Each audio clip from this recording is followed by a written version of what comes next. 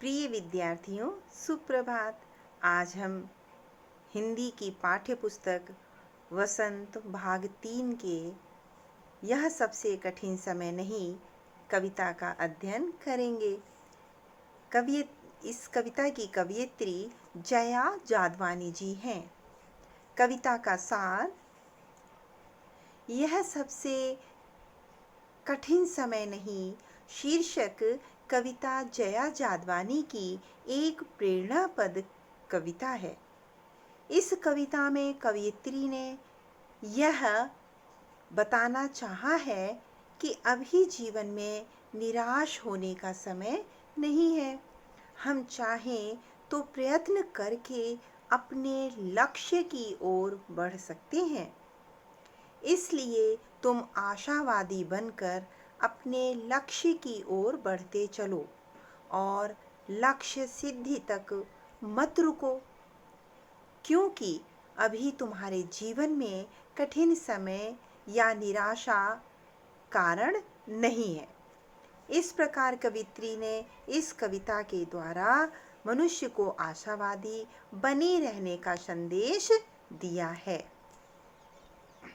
इस कविता के मुख्य शब्द अर्थ हैं: झरती, झरती मतलब गिरती हुई, झरती हुई; थामना, सहारा देना; गंतव्य, पहुंचने का स्थान; प्रतीक्षा, इंतजार, आखिरी, अंतिम; सदियों से, युगों से, तमाम, बहुत अधिक। पहला खंड है कविता का: नहीं, यह सबसे कठिन समय नहीं, अभी भी दबा है चिड़िया की चोंच में तिनका और वह उड़ने की तैयारी में है। अभी भी झरती हुई पत्ती थामने को बैठा है हाथ एक। इस कविता का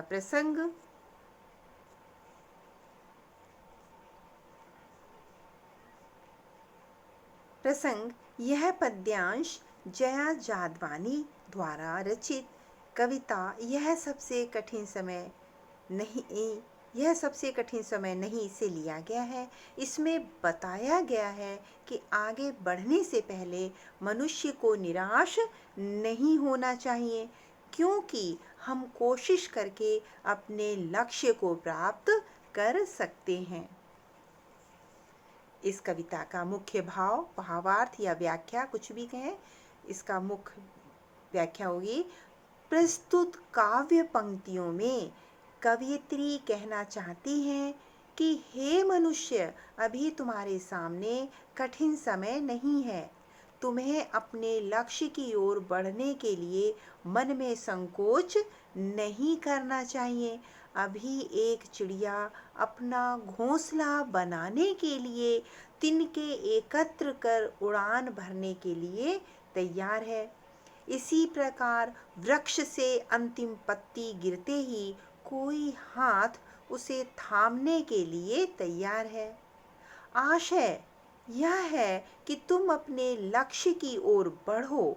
यदि तुम लक्ष्य से भटक भी जाओगे तो गिरती पत्ती की भांति सहारा देने के लिए अनुभवी लोगों के हाथ तैयार हैं, जो तुम्हें सही रास्ते पर लाने का प्रयास करेंगे। अनुभवी लोग जैसे आपके घर में बड़े सदस्य, भैया, भाई, बहन, मम्मी, पापा, दादी, दादा, नानी, नाना और आपके शिक्षक।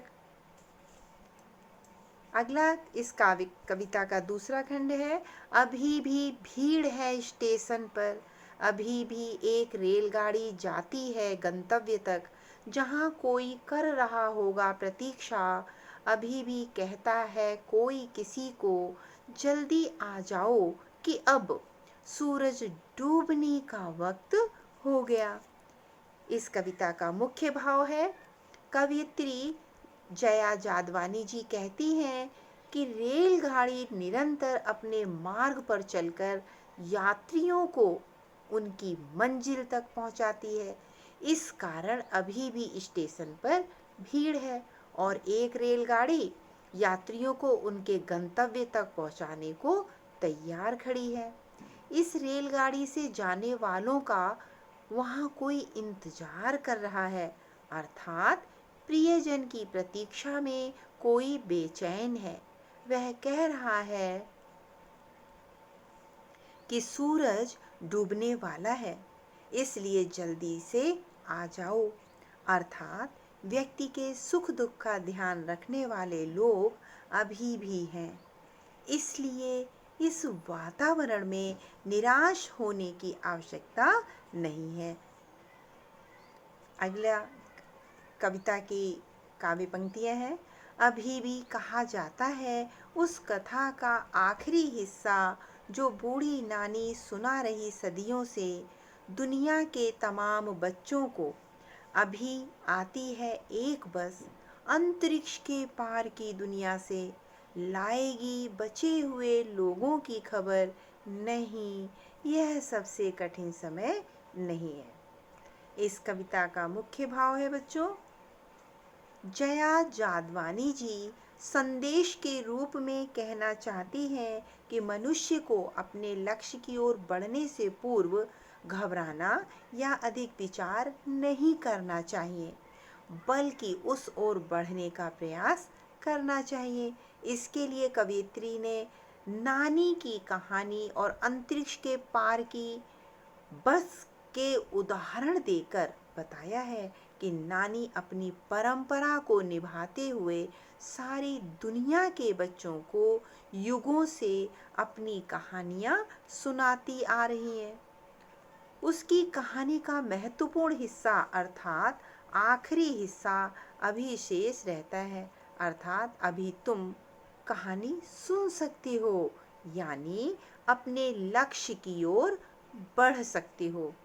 कवयित्री कहती हैं कि शेष अंतरिक्ष की जानकारी प्राप्त करके अंतरिक्ष के पार से एक बस अर्थात ज्ञान यान, यहाँ पे यान है शब्द बच्चों, ज्ञान की जगह यान, यान यानी हवाई जहाज बोलते हैं ना, जैसे यान, इस तरह से यान, यहाँ पे यान लिखेंगे, यान, ज्ञान नहीं यान। उन बचे हुए यात्रियों का समाचार ला रही है जो मुश्किलों से जीते हुए भी सफलता प्राप्त कर आ रहे हैं। आशावान बनकर मनुष्य को अपने लक्ष्य की ओर बढ़ते जाना चाहिए, इसलिए मनुष्य को निराश नहीं होना चाहिए, क्योंकि अभी सबसे कठिन समय नहीं है। बच्चों, आज की जो विषम परिस्थितियां हैं, ऐसी विषम परिस्थितियों में यह कविता पूरी तरह से खरी उतरती है कि यह हमें समझाने का प्रयास किया है कि आज हमारे समय चाहे कितनी भी विषम परिस्थितियां क्यों ना हो, लेकिन हमें उन विषम परिस्थितियों से घबराना नहीं है। इन सभी परिस्थितियों का सामना करते हुए हमें अपने जीवन पथ पर आगे बढ़ते जाना है। विद्यार्थियों, मुझे पूरी उम्मीद है कि आपको यह कविता के शब्द अर्थ और इसका मुख्य भाव समझ में आया होगा।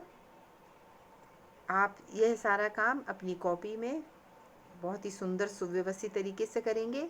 अगले वीडियो में हम इस पाठ के प्रश्न उत्तरों के साथ मिलेंगे। धन्यवाद।